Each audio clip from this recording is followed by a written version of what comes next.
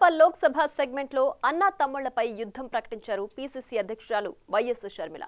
వివేక హత్య కేసును అస్త్రంగా మార్చుకుని ఆయన కుమార్తె వైఎస్ సునీతతో కలిసి అటు జగన్ని ఇటు కడప ఎంపీ అవినాష్ రెడ్డిని టార్గెట్ చేస్తున్నారు.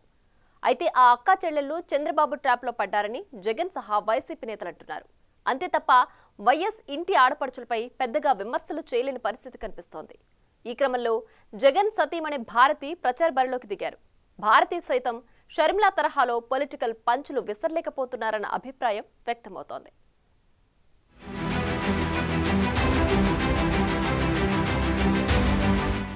జగనన్న వదిలిన బాణాన్ని అంటూ గత ఎన్నికల వరకు ప్రచారం చేసిన వైఎస్ షర్మిలని కాంగ్రెస్ ఇప్పుడు జగన్ పైనే ఎక్కుపెట్టింది. కడప ఎంపీగా పోటీ చేస్తున్న పీసీసీ ప్రెసిడెంట్ షర్మిల వైఎస్ వివేక హత్య కేసులో నిందితుడైన కడప వైసీపీ ఎంపీ వైఎస్ అవినాష్ రెడ్డిపై పోటీకి దిగారు. ఆమె పీసీసీ పగ్గాలు చేపట్టినప్పటి నుంచి జగన్ మీద, ఆయన ప్రభుత్వం మీద విమర్శలు గుప్పిస్తున్నారు. వైఎస్ జగన్ ప్రభుత్వాన్నే కాదు, పులివెందుల్లో ఆయన్ని ఎమ్మెల్యే అభ్యర్థిగా కూడా ఓడించాలని షర్మిల ఇస్తున్న పిలుపు రాజకీయంగా మంటలు పుట్టిస్తోంది. మరోవైపు సొంత బాబాయిని చంపిన హంతకుడు అవినాష్ రెడ్డికి జగన్ టికెట్ ఇచ్చారని వైసీపీ ప్రభుత్వాన్ని కార్నర్ చేస్తున్నారు షర్మిల.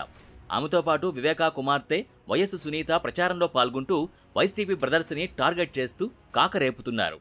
ఎంత అహంకారం కాకపోతే మళ్ళీ ఒక హంతకునికే టికెట్ ఇస్తాడు జగన్మోహన్ రెడ్డి గారు. ఏమనాలా దీన్ని?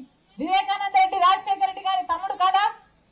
వివేకానంద రెడ్డి రాజశేఖర రెడ్డి గారు బ్రతికున్నంత కాలం రామునికి లక్ష్మణుడు ఎలా ఉన్నాడో అలా తోడుంటలేదా? వివేకానంద రెడ్డి ఈ ప్రజలకు సేవ చేయలేదా? వివేకానంద రెడ్డి దగ్గరికి ఎవరైనా ప్రజలు నాకు ఈ సమస్య ఉంది అని చెప్తే వివేకానంద రెడ్డి ఆ మనుషుల్ని తన కారులోనే కూర్చోబెట్టుకుని ఆఫీసర్ల వరకు తీసుకువెళ్లి ఆ పనులు పరిష్కరించిన నాయకుడు కాదా వివేకానంద రెడ్డి? వివేకానంద రెడ్డి అంత నమ్మకంగా ఈ ప్రజలకు సేవ చేస్తే ఆయన గొడ్డలితో ఘోరాతి ఘోరంగా 5 సంవత్సరాల కింద హత్య చేస్తే ఈ రోజు వరకు కూడా శిక్ష పడట్లేదు అంటే దానికి కారణం జగనన్న అధికారాన్ని వాడుకొని ఆ హంతకులను కాపాడుతున్నాడు కాబట్టి. దాంతో వైఎస్ ఫ్యామిలీలో ఎవరి వైపు ఉండాలో తేల్చుకోలేక వైఎస్ అభిమానులు దిక్కులు చూడాల్సి వస్తోంది. ఆ క్రమంలో షర్మిలకు కానీ సునీతకు కానీ జగన్ వైపు నుంచి కౌంటర్లు అయితే పెద్దగా పడ్డం లేదు. జగన్ పులివెందుల టూర్లో షర్మిల పసుపు చీర గురించి ప్రస్తావించి తన చెల్లెళ్లు చంద్రబాబు ట్రాప్లో పడ్డారు అని వ్యాఖ్యానించారు. అంతకు మించి కామెంట్స్ చేయలేదు. అప్పుడు కూడా ఆయన చెల్లి చీర గురించి మాట్లాడడం వివాదాస్పదమైంది. ఇక అడపాదడపా ప్రభుత్వ సలహాదారు సజ్జల, విజయసాయి వంటి వారు ఆ అక్కా చెల్లెళ్లపై కామెంట్స్ చేస్తున్నా అవి పబ్లిక్కి పెద్దగా రీచ్ అవడం లేదన్న అభిప్రాయం ఉంది. దీంతో కడప రాజకీయాల్లో మరీ ముఖ్యంగా కాంగ్రెస్ దూకుడుతో వైసీపీ డిఫెన్స్లో పడుతుందన్న అభిప్రాయం వ్యక్తమవుతోంది. ఆ లోటుని భర్తీ చేయడానికి దూకుడు పెంచి క్యాడర్లో జోష్ తీసుకురావడానికి జగన్ సతీమణి వైఎస్ భారతి రంగంలోకి దిగినట్టు కనిపించారు. ఆమె పులివెందులతో పాటు కడప లోక్సభ సెగ్మెంట్ వ్యాప్తంగా ప్రచారం చేస్తున్నారు. భారతి వెంట అవినాష్ రెడ్డి సతీమణి సమత పాల్గొంటున్నారు. సమత ఎన్నికల ప్రచారంలో కనిపించడం ఇదే మొదటిసారి. ఫ్యాన్ గుర్తుకు ఓటేసి ఎమ్మెల్యేగా జగన్, ఎంపీగా అవినాష్ రెడ్డిని గెలిపించాలని వారిద్దరూ అభ్యర్థిస్తున్నారు. ఇంటింటికి తిరుగుతూ సంక్షేమ పథకాలే తమని గెలిపిస్తాయని భారతి ధీమా వ్యక్తం.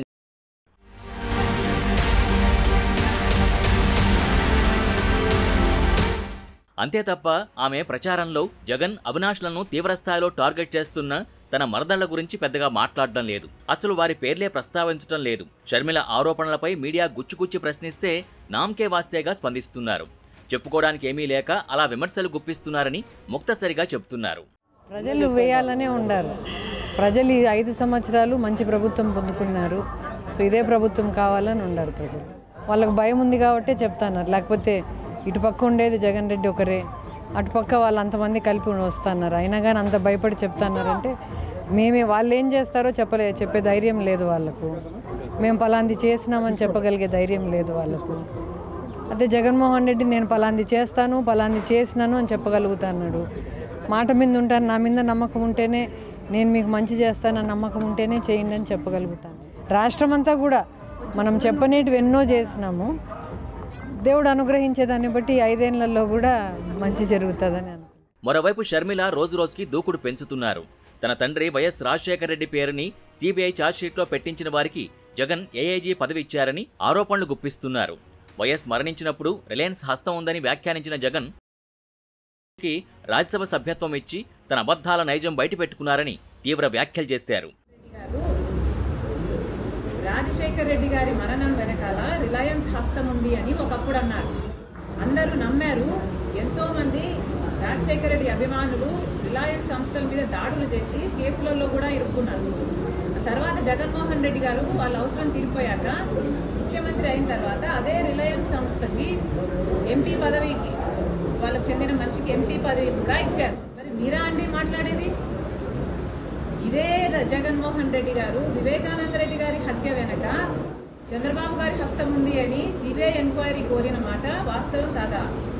జగన్మోహన్ రెడ్డి గారు ముఖ్యమంత్రి అయిన తర్వాత సిబిఐ ఎంక్వైరీ వద్దు అన్న మాట కూడా వాస్తవం కాదా? అంటే మీరు ముందు చెప్పిన మాట అబద్ధమని మీరే నిరూపించుకున్నారు. ఎందుకంటే చంద్రబాబు నాయుడు హస్తం నిజంగానే ఉంటే you would welcome to CBI enquiry.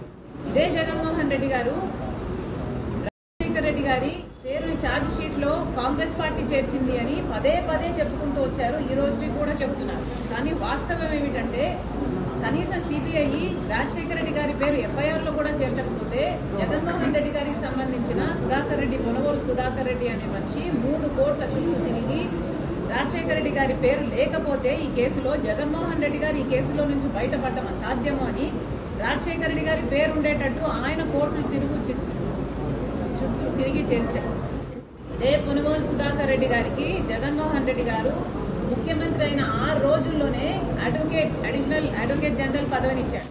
వివేక హత్య కేసుపై మాట్లాడుతూ జగన్ అధికారంలో లేనప్పుడు సిబిఐ విచారణ కావాలని అడిగారని గుర్తు చేశారు. అధికారంలోకి రాగానే ఎందుకు వద్దన్నారో సమాధానం చెప్పాలని డిమాండ్ చేశారు. జగన్ని చూసుకునే తెలంగాణ నేత తనపై ఆరోపణలు చేస్తున్నారని విమర్శించారు. తాను 1000 కోట్లు తీసుకున్నట్టు రుజువు చేస్తే రాజకీయాలు వదిలిపెట్టి వెళ్లిపోతానని సవాల్ విసిరారు. నీచమైన రాజకీయాలు కాకపోతే నేను 1000 కోట్లు తీసుకున్నాను అడిగాను అని మీరు అంటున్నారే, రుజువు ఉందా? మీరు రుజువు చేయండి. ఈరోజు నేను రాజకీయాలు మానేసి వెళ్ళిపోతాను. నేను ఒక పైసా సాయం అడగలేదు. వీళ్ళు ఎప్పుడు ఏది ఎట్లా అవసరం ఉంటే ఆ మాట మాట్లాడటం వీళ్ళకు అలవాటు. వీళ్ళు ఊసరు వల్లి.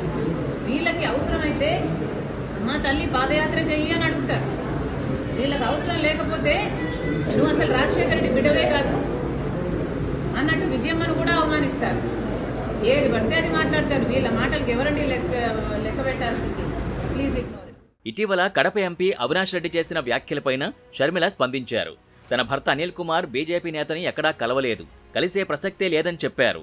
అవినాష్ మాదిరి అర్ధరాత్రి గొడ్డలి రాజకీయాలు తమకు తెలియదని ఎద్దేవా చేశారు. అవినాష్ రెడ్డి నా భర్త ల్యాండ్ క్రూజర్ లో వెళ్లి జమల్ మడుగు బీజేపీ లీడర్ని కలిశాడని ఆరోపణ చేశాడు అవినాష్ రెడ్డి గారు. అవినాష్ రెడ్డి గారి లాగా మధ్యరాత్రి గొడ్డలి రాజకీయాలు చేయడము మాకు తెలియదు. అనిల్ గారు మీరు చెప్పే ఈ లీడర్ని ఆయన ఇంటికి వెళ్ళి కలవడం కాదు కదా, కనీసం ఇంకొకరి ఇంట్లో కూడా కలవలేదు. వీళ్ళు రుజువు చేయలేదు. తన భర్త అనిల్ పేరు ప్రస్తావిస్తేనే భగ్గుమంటున్నారు షర్మిల. అటు చూస్తే భారతి రాజకీయ విమర్శల జోలికి పోకుండా వైసీపీ ప్రభుత్వం చేపట్టిన విజయాల్ని, ప్రభుత్వం అమలు చేసిన కార్యక్రమాల గురించే ఎక్కువగా ప్రచారం చేసుకుంటున్నారు. ఇప్పుడు ఏకంగా వైఎస్ హత్యకు సంబంధించి జగన్ని టార్గెట్ చేశారు షర్మిల. మరదలు షర్మిల గుప్పిస్తున్న ఆ విమర్శలకి భారతి సమాధానం ఎలా ఉంటుందో చూడాలి.